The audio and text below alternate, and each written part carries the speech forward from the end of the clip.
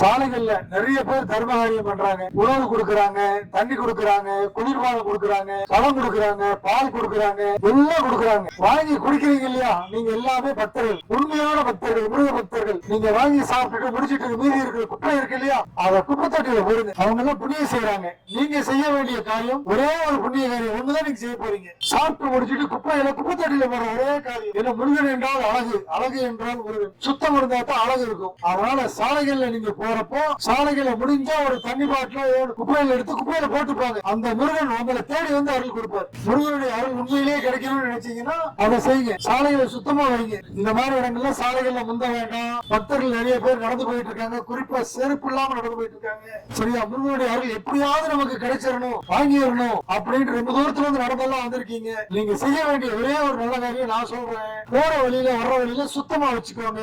தண்ணி பாட்டில், டம்ளரு, தட்டு எதையுமே கண்ட இடத்துல, குறிப்பா சாக்கடைகள்ல, பொருட்கள்ல, சாலைகள்ல வீசாதீங்க. அது ஒண்ணுதான் நீங்க முருகனுக்கு செய்யற நல்ல காரியம். அப்படி செஞ்சீங்கன்னா முருகனுடைய அருள் பரிபூர்ணமா கிடைக்கும். யாரு செய்யறாங்களோ அவங்களுக்கு கண்டிப்பா கிடைக்கும்.